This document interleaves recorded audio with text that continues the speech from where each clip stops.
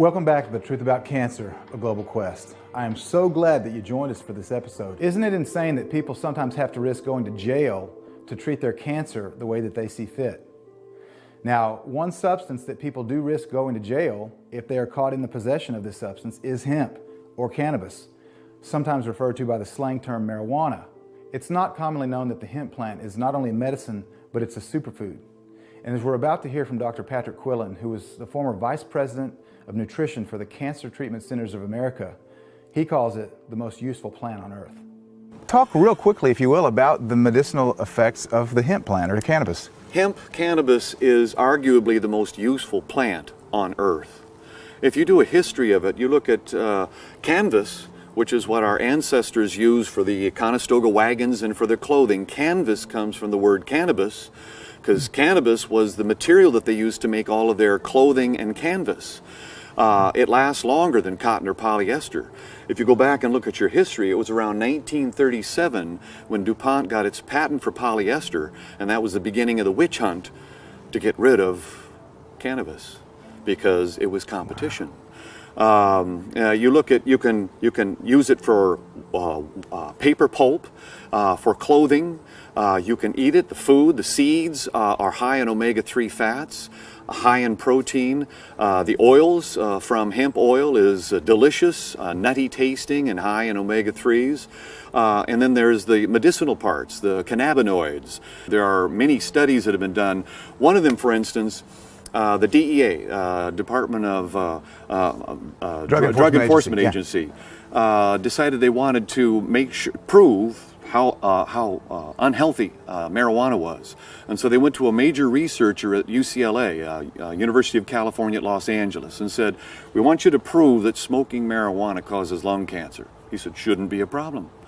They did a huge study, prospective randomized trial, and he said, not only it doesn't cause it, it actually helps to prevent it.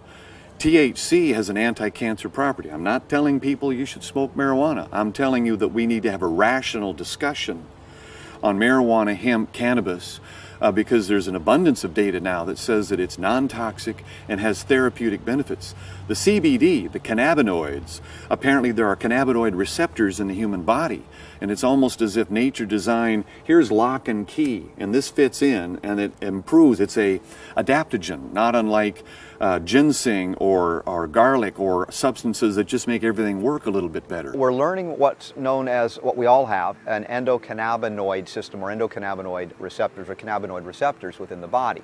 There are certain foods that contain these cannabinoids. There are certain abilities to produce some from within as well. But these receptors are present almost everywhere in the body, particularly heavily entrenched in the gastrointestinal system, the liver, the brain, the nervous system, interestingly enough. And what we're finding, the impact of the two key cannabinoids, they're not the only ones, the cannabidiol, which is CBD, the non-psychoactive component it's considered, and the THC, the tetrahydrocannabinol, which you say also well. And those two aspects, which the THC is considered the psychoactive component, it alters the state of the mind, and that's been argued as the dangerous addictive drug, which now doctors like Sanjay Gupta and others say, well, maybe it's not really that addictive at all. In fact, it might have benefit. And we're finding out in relation to certain cancers, not just one or two, but many cancers, a tremendous benefit. Some to stimulate the apoptosis, right, the cellular death. Others to address protection of cells, neurological cells, brain and nervous system cells from cancer. A lot of epithelial integrity relying upon the impact of these cannabinoids. We talk about gastrointestinal recovery, seizure disorders in children and adults. A lot of it is actually sourced right there in that second brain, in the gut. And in these cases, we're seeing the use of CBD, sometimes THC, or both together, are reversing these cancers and reversing even seizure activity, seizure disorders. So are there studies that have shown that there's effectiveness with the CBD and the THC against cancer? Oh, an incredible amount. It's almost too much to go through. If we talk about the references that we have here for breast cancer, colorectal cancer, prostate cancer, stomach cancer, skin cancer, leukemia, lymphoma, lung cancer, uterine cancer, thyroid cancer, pancreatic cancer, cervical cancer, mouth cancer, glioma, brain cancer, and biliary tract cancer, biliary. So we've got tremendous amount of scientific research. A 2007 Harvard Medical School study published in Science Daily showed that hemp's THC decreases lung cancer tumors by 50% and significantly reduces the ability of the cancer to metastasize. I mean, this is huge. Again, this is just one of many things. Here it is, cannabinoids. This is directly from a United States patent. This is the shocker. Cannabinoids, including THC and cannabidiol, promote the reemergence of apoptosis so that tumors will stop dividing and die. This is a profound, now I'm not one that says there's one panacea that does everything for everyone, but if there was a plant, you know, to look at one plant that does so many extraordinary things, this cannabis plant, which is sometimes wrongly referred to as in marijuana as the slang, or hemp as well, in many forms has so much from a nutritional value, but now we learn more and more about its specific value in reversing cancers that are active, much less in their prevention. It's not a gateway to more drugs, it's a gateway to health. And I'm not smoking it, I'm not using it. I think it should be legalized and available and taxed and regulated so that we have standardized concentrations of it. If you compare it to the $280 billion a year drug industry, and according to an article in the Journal of the American Medical Association, at least 100,000 Americans die each year from the on-label use of prescription drugs. Find me the deaths from cannabis. They're not there. They aren't there. While we were in London, we also had the privilege of interviewing a gentleman named David Hibbett. Now, in July of 2012, he was diagnosed with stage 3 aggressive bowel cancer. He did a couple of rounds of chemo, and he was told twice that he was cancer-free. And that's where our story picks up. The first time you were told that you were okay, you probably believed it. Second time, were you a little bit more skeptical in light of the fact that it had already returned once? Yeah, well, I obviously had that in the back of my mind, but I wanted to believe that I would be okay, so I suppose at the time I tried not to think about that too much. Especially just coming over chemotherapy as well, and you know how bad it made me feel. I just wanted, you know, to get better. Christmas was coming up as well, so. Right. And you're a young man, so how old were you when you were diagnosed? 30. I'm 33 now. Okay. But yeah, it was soon after Christmas when it came back again for the third time, again in the lymph nodes. Okay. This time, though, this is when they told me, you know, I was terminal and there's very little they could do. What kind of an emotional blow was that to hear that after the first two, you know, you go through the 2 rounds of treatments, you're told you're cancer-free twice, and now they say, well, actually, it's terminal. Can't put it into words. Devastated, completely devastated. I mean, I've got a little boy who was 3 or 4 at the time, and just no, just couldn't accept it from him. I couldn't believe it, but I struggled to see how I was going to get through it after him telling me that. Yeah. And obviously, my family, you know, my mum especially, you know, it's devastating for everyone. It really was. Where did you go from there? Well, initially I went with the treatments that they offered me. I went on to the chemotherapy. I did that for 3 months. Even though they said it was terminal? Yeah, yeah. They told me that this would possibly extend my life. If I didn't have the treatment, they were saying I'd go around about 6 months to live. With the treatment, depending on its success, I could have 18 months. So to me at the time, you know, I thought an extra 12 months with my little boy, I'll do it. 3 months into the chemo, I had another scan. It had been reasonably successful. The tumours had shrunk a bit, but they were still giving me the same prognosis. And it was then, because I'd started to get a lot more sick 3 months into it, it was then I was thinking, you know, I'm not going to last 18 months anyway. My body's telling me, you know, it can't go on no more. And I'd been told about certain alternative treatments by people leading up to this point, but to be honest with you, I didn't actually believe them back then. But it just come to a point where I knew I had to try something, whether I believed it or not. And I looked on the internet, and there was one particular thing that kept coming up more than anything, and there seemed to have been a certain amount of research done, maybe not on humans as such, but in a lot of laboratories. So I went ahead with this treatment, and well, it's done really well for me, it really has. What did you decide to do? It's cannabis oil. Okay. It's extracted from a cannabis plant. It has high THC content. Okay. It's something that I take orally. Just putting a little bit in my mouth, letting it absorb. I took this alongside chemotherapy initially for a couple of months. And it made me feel a hell of a lot better just on the chemotherapy. My hair stopped falling out. The pins and needles that I got from the last chemotherapy, which I was told I'd have for the rest of my life, actually have disappeared. And they started to disappear when I started taking this oil. I actually started missing chemotherapy sessions then. I only went once a month for the next couple of months, and then eventually stopped at the beginning of August. I then went on to have further scans, and the fear of it growing or spreading that the doctors thought was going to happen never happened. They've gone on to remove my lymph nodes. Now the measurement when they took the lymph node out is actually a little bit smaller than what it was after I stopped the chemo. And after the operation, I just changed my diet, was very healthy. They couldn't give me radiotherapy because I'd had the legal amounts already. I didn't want the chemotherapy, so I just carried on with the oil and good diet. This time, 3 months on, the scan was clear. That's the first time it's happened for me. Now here in UK, how do you get hemp oil? You have to go to the doctor to get it prescribed, or? It's actually illegal in the UK. Is it? Yeah, okay. It's illegal medically, it's illegal recreationally. It's not seen as having any medical use in the UK at the moment. It's illegal in many states in the United States too. Yes, I believe it is. It depends on the state, but many states it's illegal as well. Yeah, and a lot of other countries it's still illegal as well. So I made some myself by purchasing the cannabis illegally. Right. And I also purchased some of the oil from, I suppose, what you call a local drug dealer. Isn't it absurd, David, that you have to go to a underground drug dealer to buy a plant that can heal your cancer? It's crazy, absolutely crazy. I just don't understand it. I really don't.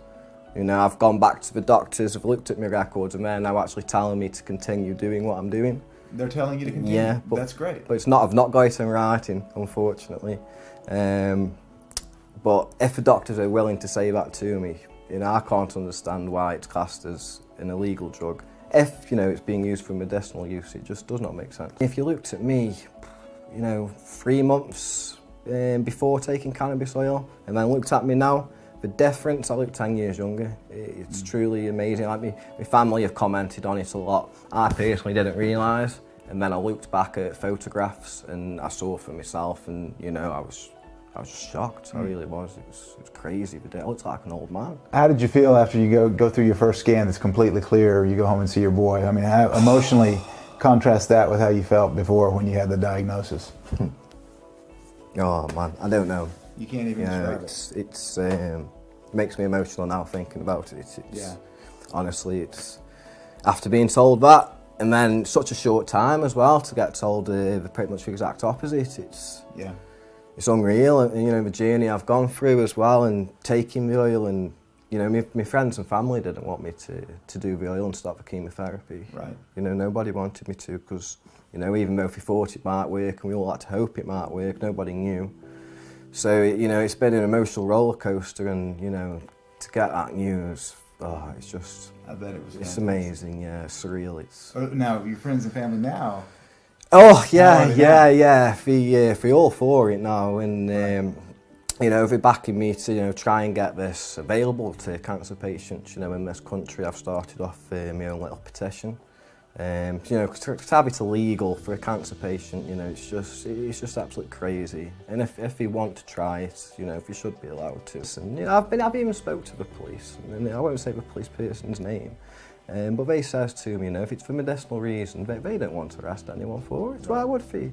The high is a side effect, so, you know, if you're not taking it to get high, if you're taking it to make them feel a little bit better.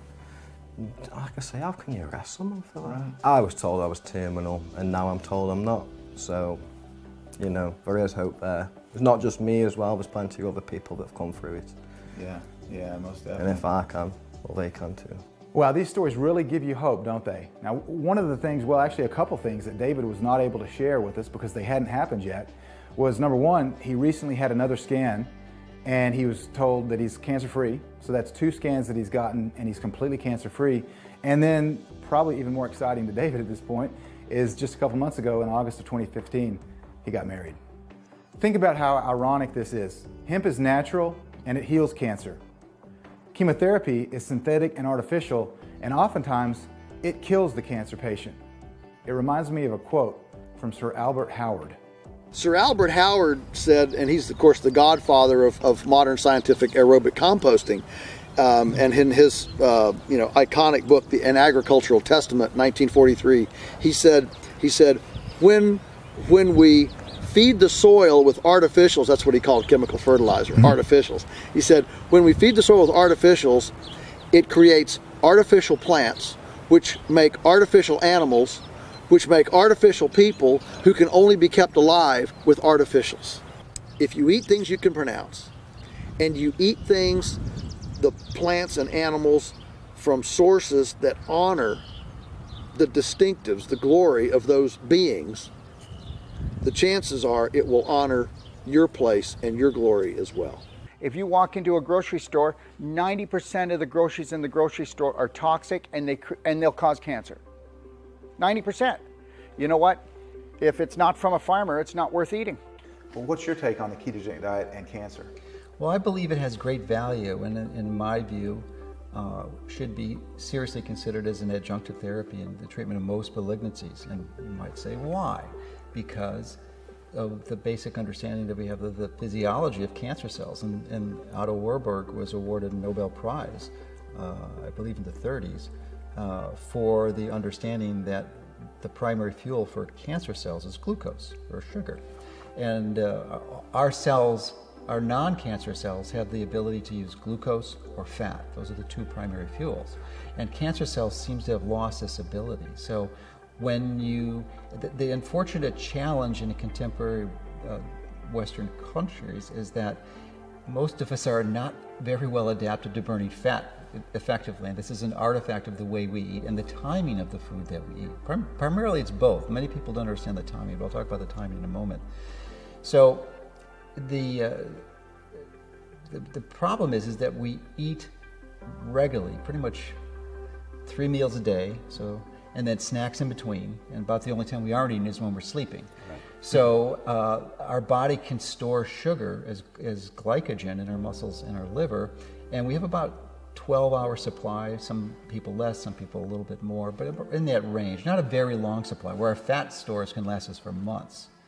So if we're given sugar all the time and we have that fuel available, then there's really limited reason for our body to have the ability to burn fat. So it suppresses those abilities, those enzymes, and then we just eventually forget how to burn fat efficiently or effectively. So when we shift our diet primarily through restricting processed foods, and especially processed sugars, and change the timing of the food, so we have these regular periods where we're not eating for a while, something called intermittent fasting, then we upregulate those enzymes that burn fat, and then we can really shift away from having high levels of sugar in our blood, which also has the additional benefit of improving insulin resistance. And insulin resistance may be, many experts believe, may be at the core of many of these degenerative diseases and many malignancies. So it's really a challenge to treat a cancer if you have high insulin resistance. And so how do you know if you have insulin resistance? Well, typically, clinically, if you're overweight, if you have high blood pressure, diabetes, or if you're taking a statin drug, that's a good suggestion, or high blood pressure. And how many, that's like 70% of people. Well, it's about 70–80%. And the other way to know for sure, objectively, is to draw fasting blood insulin, not blood sugar, but blood insulin level. If that's below 3, then you're fine. If it's above 4 or 5, then you probably have it, and the higher it is, the worse it is. So, simple test to do, very inexpensive, available at any commercial lab across the world. And to me, it should be the standard of care in the treatment of anyone with a malignancy, to understand what your fasting insulin level is and to control that. Because if your fasting insulin level is low, then that's going to be highly correlated with your body's ability to effectively metabolize fat as a primary fuel. And that's what you want to be able to have, that metabolic flexibility, to be able to burn fat or sugar, not just be able to rely on sugar. And because that's going to potentially and more than likely feed into the growth and the acceleration of the malignant cells. There are a number of good studies that show it's quite effective for treating certain types of malignancies, specifically brain cancers, but probably generally useful for most malignancies. But the typical strategy one would do, I think, is to really focus on the quality of the food and the timing of the food. Okay. So I like to call it the 3-8-3. So that is basically don't eat for at least 3 hours before you go to bed. Okay. Sleep for 8 hours, because sleep is another crucial component for healing. And if you're only sleeping 4 or 5 hours a night, you know, your body's immune system is not going to be optimized to fight these malignancies. So when you produce energy in your body, it doesn't occur there magically. There's this process that occurs, and you take these substrates, the fuels that are broken down to either the carbohydrates or the fats, and it combines it with the oxygen. And there's usually some like when you're burning any fuel for energy, there's a byproduct, right? There's waste products. When you're converting hydrogen to fuel, you know, that's a pretty innocuous byproduct. Right. But in our own mitochondria, they produce. You have the potential to produce excessive electrons. And when you do that, your body has to compensate for that with antioxidants. And if you're using the energy, then it's no problem, because you generate it, you use it, and it flows, and there's very little excess waste products. But when you don't, and you don't use the energy, if you're not being able to burn fat, and you have a lot of sugar that you're building up, then you have this excess energy. And then these electrons build up. It causes massive amounts of free radicals, which can damage your tissues, your cell membranes, your DNA, can actually prematurely kill your mitochondria, and certainly prematurely age you. There are many experts who believe in the mitochondrial theory of aging. So we want to preserve the function and the health of our mitochondria. And one of the best ways you can do this is by simple strategies like, you know, delaying the time that, or not eating before you go to bed. Simple concept, right? But we didn't know that, you know, if you eat right before you bed, it's one of the worst things you can do, because you have all this excess energy that's generating. You don't need energy when you're sleeping. That's when you recover and repair. Your body has more than enough fuel to compensate for that. When you have extra and surplus energy going around, you actually cause free radical damage. Dr. Mercola is explaining the value of the ketogenic diet coupled with intermittent fasting. Now, again, the ketogenic diet is very high in fats, moderate protein, and very few carbs. But not all fats are created equal. We must have high-quality fats. But what exactly are high-quality fats? High-quality fats, and examples would be avocados, coconut oil, grass-fed, pastured organic butter, ideally raw, olives. Nuts would be another good source, and you want to be careful to have relatively low protein nuts, so macadamia and pecans would be the two best, because they're high in the fat and very low in the protein. Olive oil would work too. You want to be careful of avoiding other oils, the omega-6 oils, the processed oils, the industrialized oils. All the vegetable oils that people think are healthy because it says vegetable. Oh yeah, that is absolutely the worst, because the other factor that's a variable that's really important in the treatment of cancer is something called the omega-6 to the omega-3 ratio, omega-3 being the good fats, of course, like fish oil and ALA from flaxseed and chia seeds. These are the beneficial ones, and normally that ratio should be anywhere from 1:1 to 5:1. The problem is when you have a processed food diet, which is loaded with these omega-6 industrialized oil, that ratio can go to 20:1 to 50:1. Literally 75 to 100 times what it was last century. You know, around 1900. And all because of this industrialization process to allow the opportunity to have access to this food. You could not create that food prior to that time. This is really an artifact of modern industry. Yeah, the technology wasn't even in place. It did not exist. Eliminate things like omega-6 fats, which are cancer fuels. Corn oil, safflower oil, sunflower oil, peanut oil, canola oil. They all oxidize, they're all powerful inflammatories, and they promote cancer growth. And that's been proven. It's all through the literature. They make cancer grow faster. So omega-6 oils actually make cancer grow faster. Please think twice before you buy another gallon of vegetable oil. Dr. Mercola shared the value of intermittent fasting, but what about fasting in general? Here's Dr. Boris Greenblatt from Russia. So, Boris, talk about the importance of fasting, that fasting might play in overcoming cancer, because it's very popular in the United States, and I know in Russia you mentioned that fasting is done as well. Yes, it's popular in Russia. It doesn't take much money. Cancer cells, they differ from regular cells. And we can play on those differences. And one of the differences, they don't take as well heat as normal cells, and they cannot survive without food for them, which is usually mostly glucose. So in fasting, they suffer more than normal cells. Even for normal cells, it's even good. They kind of detoxify themselves, so nothing bad happening to them. But cancer cells, they die.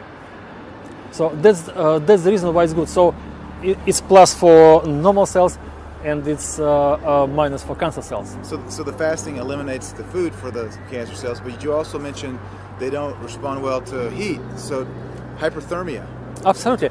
In Russia, what they do, it's famous Russian banya or sauna. So, or in clinics, it's hypothermia. So you can do it double whammy.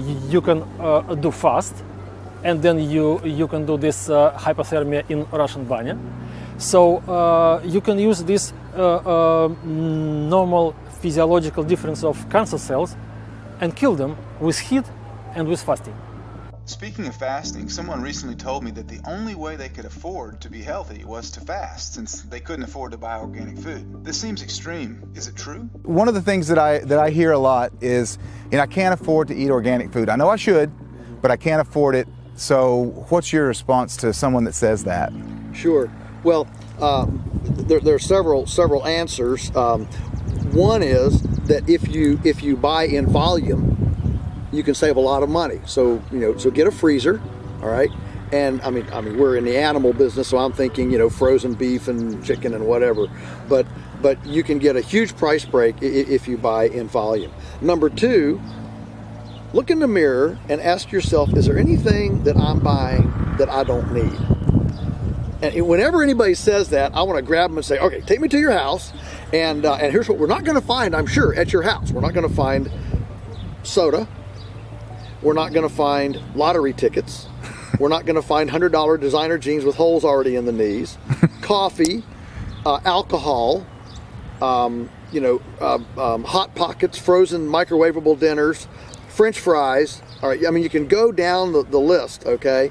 And the truth is, there aren't very many households that don't have those things in them. And none of that is actual nutrition. None of it. I went to New York City's Union Square Green Market, arguably the most expensive farmer's market in the world. And I asked my hostess, I said, could you take me to the most expensive potato in the New York City Union Square Green Market? She said, yes, I know just the guy. So she, she elbows her way through, and we go up and we get to this potato guy. And he's got, about 30 potatoes out there. There's red ones and white ones and blue ones and green ones and orange ones and fat ones and long ones and skinny ones and all this stuff. And so I look through all the little boxes there, and I find the most expensive one. It's an heirloom Peruvian blue fingerling potato, and it's $1.99 a pound. But that whole market is surrounded by supermarkets with 100 feet of fluorescent lighted, handicapped accessed retail floor space selling French fries and potato chips for $3 a pound. Yeah. In some cases, organically produced produce will have 100 times higher polyphenols. So when you look at the ultimate price you're paying, maybe it's 50% more for organic, but you're getting 100 times more value as an anti-cancer nutrient. It's clearly a better value, especially since when you price cancer, you're talking about $1 million, right, and financial bankruptcy, not to mention all of the suffering that it causes. And Sayer's right, folks. These conventional treatments, they do create a lot of suffering. And nobody wants to see a cancer patient suffer.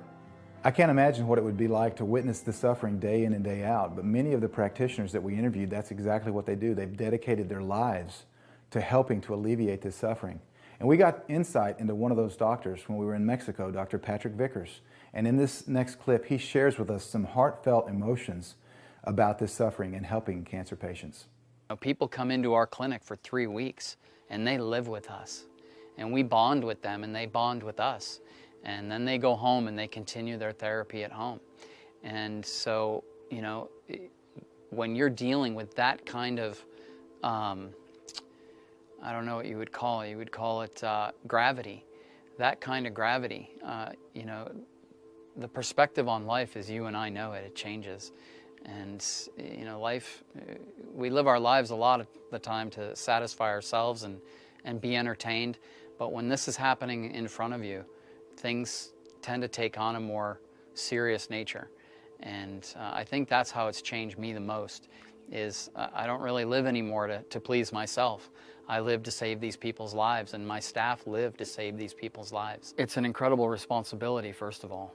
Like I said, they're coming to us as a last resort, as the last resort of hope to save their lives. And so when I hear the children, really, what really touches us the most is when we have these young couples come in and they have children. And, you know, they'll have 2, 4, 6-year-old children. The ones you saw were 13, 15, 17, and 18. But Katrina, who is also there with us, she's got a 2-year-old, a 4-year-old, I think an 8-year-old. And you know, I mean, when you consider the fact and the gravity of what happens if they don't make it, and who are they going to leave behind, it just makes our job that much more important and that much more vital, you know, to their story. And it's a deep burden for us. We don't take these things lightly. We know what's going on behind the scenes in their life. We know what they're fighting for and what they're living for. And it just takes on that added burden to what we're doing. And quite frankly, you do feel a heavy weight on your shoulders. Not to feel like a martyr or anything, that's not what we do. You know, I mean, that's not how we feel.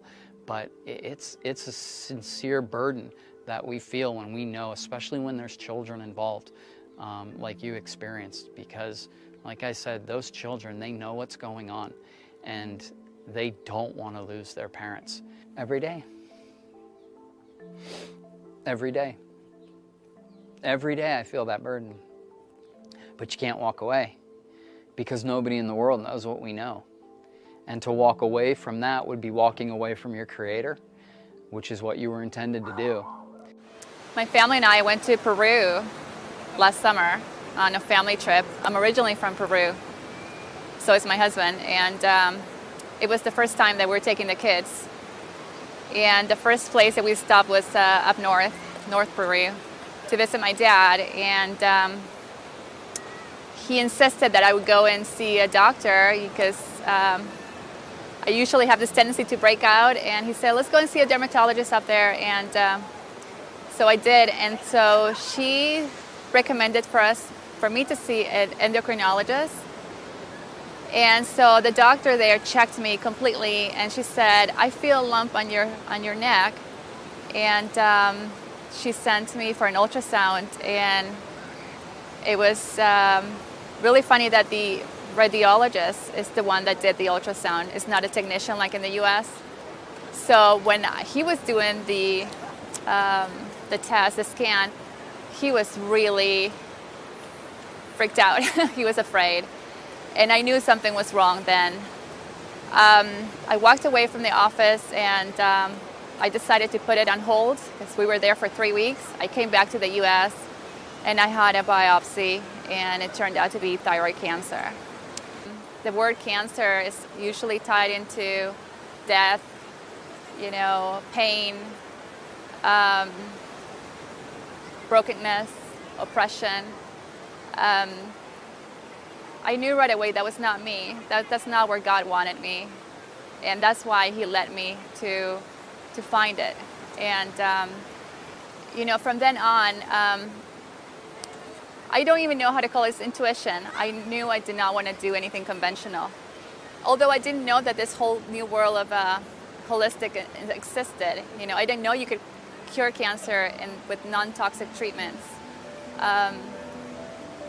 But I was, you know, it was the beginning of this new journey of discovery. And that's how it all started. I was told that I needed surgery right away, radiation, and I said no. And it's not that I was afraid, I just knew that it wasn't for me. That's not the path for me to heal. As you see the ocean right here, if we allowed our emotions to lead us in our healing path, we're gonna be going back like the waves, back and forth, right? I don't wanna be like the waves back and forth. I want to be still and continue taking one step at a time into my healing, towards my healing journey, which is my ultimate goal. So when I was first diagnosed, the doctor couldn't tell me whether or not after surgery cancer could come back. So I chose to follow this non-toxic treatment approach, and it was pretty scary because, again, you're going against the flow. Everyone around you tells you you're crazy. But that was what I decided to do, and I've never done anything like this. I didn't know what to expect, but even the doctors don't know what to expect. They don't know, they can't tell you, there are no guarantees. But I chose this path for me, and it has worked. It's working, it's working. So the tumor has shrunk dramatically, and my lab work reflects that the tumor markers have decreased approximately 65% in the past 5 months, which is amazing. And it will continue. It will continue to decrease until it's gone. Wow, what an episode we had for you today. Now, this was a bit of a roller coaster, I know, but I also know that you've gained a lot of insights through the topics covered and through the incredible experiences of our experts. How amazing it is that the small things in life really mean the most. Perhaps many people are unsuccessful in treating their cancer because they are looking in the wrong places. For instance, nutrients are perceived as small things when in reality they are of paramount importance. And speaking of small, micronutrients are some of the smallest things, but it's these micronutrients that are some of the biggest allies in winning the battle against cancer. You've seen that micronutrients actually aid the body in stopping tumor formation, angiogenesis, which is the formation of new blood supply, metastasis, proliferation, and invasion of cancer, and they even induce apoptosis, which is programmed cell death. You've learned that rather than perceiving cannabis as the devil's weed, maybe we should think of it as heavenly hemp due to its plethora of medicinal uses, and that it's best understood as a friend rather than a foe when it comes to cancer treatment. You've again seen the devastating reality of the brave heroes that have undergone heartache and loss, sacrificing their own personal assets and security for the sake of their patients' lives. Missing peptides like antineoplastones have successfully been used to heal a multitude of so-called terminal cancer patients. And finally, you've seen that no matter what your background or family lineage, you are not destined to end up with the same disease as your parents. You've seen that the science of epigenetics proves you have the ability to choose your own path and cultivate your own health and healing irrespective of your genetic predisposition. We have good news for you in this moment. You are free, and the prison of death and disease is behind you. You and your loved ones are free to step outside the cancer box, which is full of lies and confusion, into a beautiful world which beckons you with all the things you desire and deserve.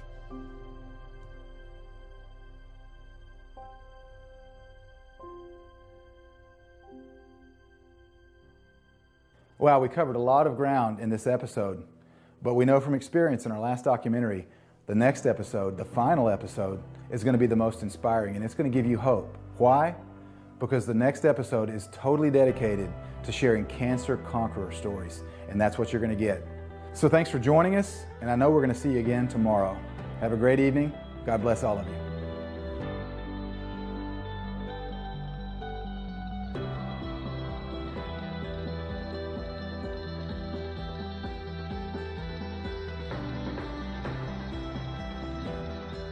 This is why this is important, that this series that you're doing, Ty, is being kept alive, and I just can encourage everyone who's seeing that show that you spread it and help Ty to get his message around the world and not only tame this beast, but eliminate it, not by violence, but by education. I really respect what Ty Bollinger does, because after experiencing this pain, after going through all this suffering by losing loved ones, he has this courage and strength to stand up and talk to so many people around the world, and learning by himself, because every time he interviews someone, it's a additional knowledge for him. how to help his family and loved ones and everybody who can listen this beautiful series. So that's why we have to do this.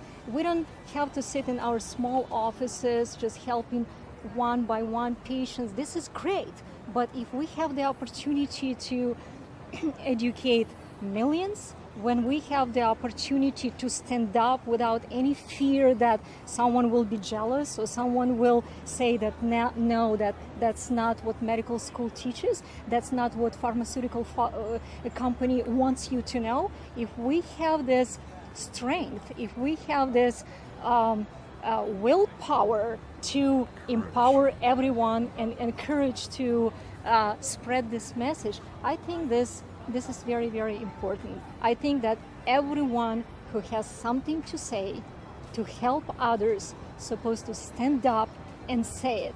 Some opinions can be, not acceptable by people, but it's good to know. It's good to know. That's why we send patients after our scan for other opinions. Don't trust only us. Educate yourself. We want you to go to another doctor and listen what that doctor will say to you, and third doctor and fourth doctor, and then combine that knowledge together. Then go to social media, watch this series, and make your choice, because this is your body, this is your health, and this is your life.